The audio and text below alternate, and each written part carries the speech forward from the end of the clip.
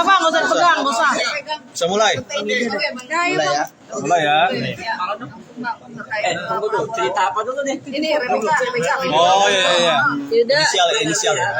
Yang masih seperti apa ya? Ya, inisial R. RK ya. Ya. Gimana nih Bang, hari ini ada laporan terkait video syur Dia lagi. Sebelumnya kami memperkenalkan diri, kami dari ALMI Asosiasi Lawyer Muslim Indonesia.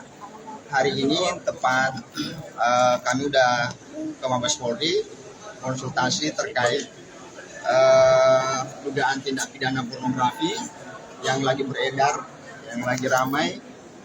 Kami udah buat laporan, udah konsultasi, ya. Kami udah konsultasi di cyber, dan hari ini kami udah ada surat tanda terima aduan kami langsung ke Kabar Reskrim CK Cyber Mabes Polri. Ini ke kanan Bang. Nah itu. Soalnya Bang, soalnya. Ya ini. Berarti ini cuma baru aduan atau udah laporan masuk, laporan diterima sama Mabes? Ya, Rebecca. hari ini masih dalam bentuk aduan karena laporan kami akan mempersiapkan bukti-buktinya yang memperkuat tentang dugaan tindak pidana pornografi ini yang sementara beredar. Kenapa berniat untuk melaporkan gitu? Kami dari Asosiasi Lawyer Muslim Indonesia menganggap bahwa tindakan ini adalah tindakan yang tidak pantas dipertontonkan oleh public figure yang udah rame kan, sangat merusak moralitas anak bangsa. Bagi kami itu moralitasnya kami, karena kami ini adalah termasuk lawyer muslim yang tergabung dalam suatu lembaga, berharap bahwa tindakan ini bisa segera diproses oleh pihak kepolisian dan akan menjadi atensi publik. Kenapa? Karena ini sudah bagi kami sesuai dengan amanat undang-undang pornografi itu memang sangat merusak generasi bangsa. Jangankan memproduksi, menyebar aja, menonton aja bisa kena tindak pidana. Kan begitu. Kalian baru aduan Bang, mungkin untuk pelaporan pasalnya pakai apa Bang? Nanti untuk Kita kan udah masukkan aduan terkait Undang-Undang Nomor 44 Tahun 2008 tentang pornografi. Junto Undang-Undang ITE. Lapornya siapa aja bang? Ya. Rencana akan melaporkan siapa aja? Dugaan terlapornya itu inisial RK. Cuman kami belum bisa membuka secara lebar kepada publik. Yang pasti bahwa ini adalah tugas kepolisian untuk menyelidiki lebih mendalam terkait video yang lagi beredar itu. Gitu. Mungkin dari rekan saya ada tambahan. Ya mungkin sedikit dari saya ya. Jadi memang tadi kita sudah koordinasi ya seperti biasa di unit Direktorat Cyber Baris Krim terkait dengan dugaan video ini. Nah memang ada beberapa delik undang-undang yang bisa dikenakan. Namun pada prinsip pihak kepolisian itu tidak bisa menolak laporan polisi sesuai dengan pasal 5 Kitab Undang-Undang Hukum Acara Pidana.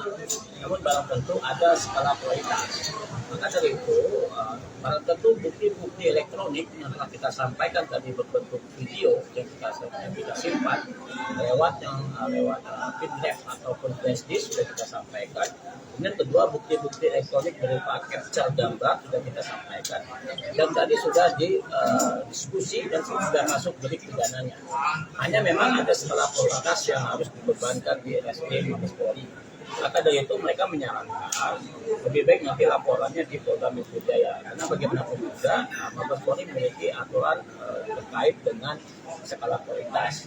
Maka dari itu kita menghormati itu. Maka hari ini bentuk yang kita lakukan adalah terkait dengan aduan ataupun informasi yang kita sampaikan ke Baris Krim, khususnya ke Cyber Baris Krim Mabes Polri terkait dengan video yang beredar ini, yang diduga pelakunya, pembuatnya adalah MK. Dan yang kedua, kita juga menyampaikan bukti-bukti elektronik terkait dengan nomor akun yang dalam hal ini berbentuk brutal ya, terkait dengan yang menyebar. Jadi ada dua, yang menyebar video dan yang membuat video itu yang kita laporkan akun dan juga seseorang yang diduga itu MK.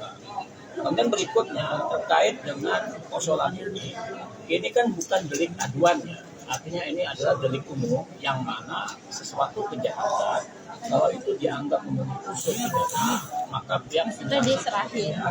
itu berwenang untuk melakukan penegakan hukum. Jadi beda halnya dengan delik aduan, itu poin. Kemudian yang kedua, karena kita menghormati itu, dan ini lebih skala kualitasnya di Polda Metro Jaya, meskipun peristiwa hukum itu kita tidak tahu ada di mana karena ini bentuknya media sosial, maka kita cukup melakukan aduan berbentuk dumas ataupun pengaduan informasi yang kita sampaikan ke Barreskrim terkait dengan tindak pidana perbuatan. Setelah ini hari Kamis ya kalau tidak ada, kalaupun enggak, kalau hari Kamis atau enggak hari Rabu, nanti kita diskusikan dengan tim, kita akan ke Polda untuk melakukan pelaporan resmi sebagaimana instruksi dari ataupun saran dari kawan-kawan penyidik terkait dengan Barreskrim. Itu ya saya pikir. Bang, kenapa RK-nya yang dilaporkan bukan yang menyebarkan? Saya kira ada dua ya, ada undang-undang pornografi dan juga ada undang-undang ITE, yang mana undang-undang itu mengatur terkait dengan delik pidana pornografi ini. Ada dua objek hukum, yang pertama adalah orang yang membuat video, orang tentu RK dan partnernya, dan yang kedua adalah yang menyebar video, dalam ini nomor akun media sosialnya. Nomor akun media sosial sudah kita capture dan sudah kita sampaikan ke Barreskrim untuk ditelusuri. Dan juga video yang beredar sudah kita sampaikan juga. Jadi ada dua objek hukum yang kita laporkan, yang kita kasih informasi ke Barreskrim untuk ditelusuri. Namun barang tentu laporan ini kan bukan delik aduan. Jadi Mabes Polri bisa melakukan tindakan hukum. Namun kalaupun perlu laporan polisi, maka dari itu saran mereka skala kualitas lebih ke Polda Metro Jaya. Maka setelah ini kita akan ke Polda Metro Jaya untuk melakukan pelaporan secara resmi. Gitu ya. Kapan tuh Bang? Rencananya kapan tuh? Ini Rabu ya, kalau enggak Rabu, Hari Kamis. Rabu atau Kamis. Terus buat apa namanya? Buat kalau misalnya terbukti nanti Begini ya, ini buat pertanyaan tadi ya. Perlu teman-teman ketahui ya, dan nanti pahami bahwa adanya pembuatan tindak pidana pornografi itu yang tersebar ya sekitar 37 detik itu ya, itu kita lihat dulu ya kalau pemeran wanita atau pemeran prianya itu ya ada persetujuan bersama ya, itu dalam kata membuat ya di pasal 4 ayat 1 itu bisa tidak dikenakan. Tetapi kalau seandainya ya tidak ada persetujuan di antara salah satu pasangan itu bisa dikenakan pidana pasal 4 ayat 1 ya, itu hukumannya sekitar 4 tahun penjara dan didenda juga. Nah, tetapi masalahnya ini kan sudah masuk ke sosial media, dikirimnya itu videonya itu. Oleh karena itu ini masuk ke undang-undang ITE, undang-undang ITE yang namanya lex spesialis dan generalis, artinya yang khusus itu undang ITE. Oleh karena itu pasal 271 menyatakan bahwa ya orang yang mendistribusi, mentransmisi ya, terus membuat ya yang tidak punya haknya ya, terus dia membuat konten yang berupa pornografi, itu kena hukuman penjara ya, itu maksimal 6 tahun penjara. Tetapi beratnya hukuman itu tergantung nanti dari mens reanya, artinya motifnya. Kita kan masih belum tahu motif seperti apa. Tetapi kalau seandainya ya di awal ya pemeran wanita atau pria tersebut tidak mengakui atau tidak ada persetujuan ya, bisa jadi kalau kita lihat di video itu jadi sebagai korban. Nah ini yang kita pahami, apakah wanita itu karena kita melihat dia dalam keadaan menutup mata ya kalau kita melihat di videonya itu yang sudah beredar itu, nah, bisa jadi dia korban ya. Oleh karena itu kita datang sini untuk membuka sejelas-jelasnya motifnya apa ya, terus pemeran prianya kan kita belum tahu nih siapa, apakah salah satu public figure juga, karena ini berkenaan dengan public figure yang kita ketahui bahwa public figure yang pemeran wanita itu sudah RK.